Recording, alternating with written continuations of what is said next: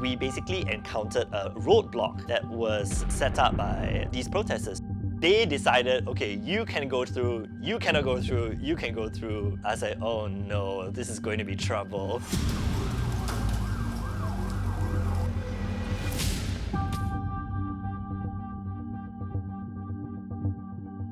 Hi, my name is Nicholas, and I did an episode on the Hong Kong protests.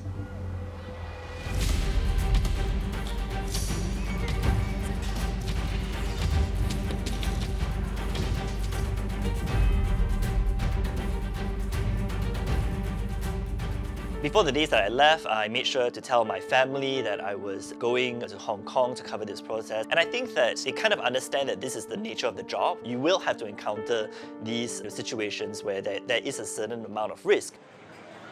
When you are entering what potentially may be a very volatile situation, you really need to have a safety plan. You make sure that you understand where the evacuation points are and what your emergency plan is.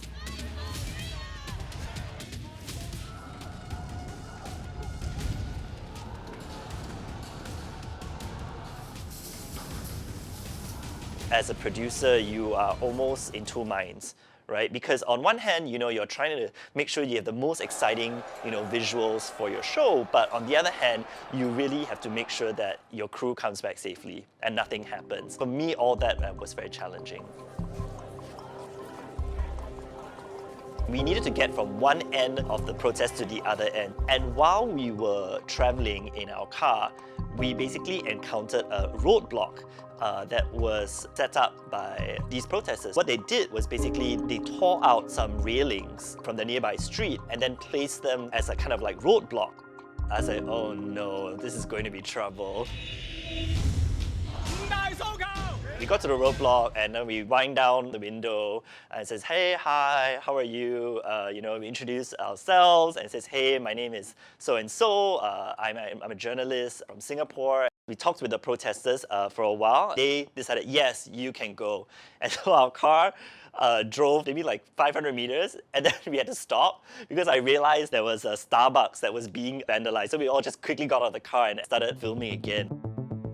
It is basically very difficult to re-establish trust between the Chinese government side and the pro-democracy young people of Hong Kong. So we can anticipate a very difficult road ahead.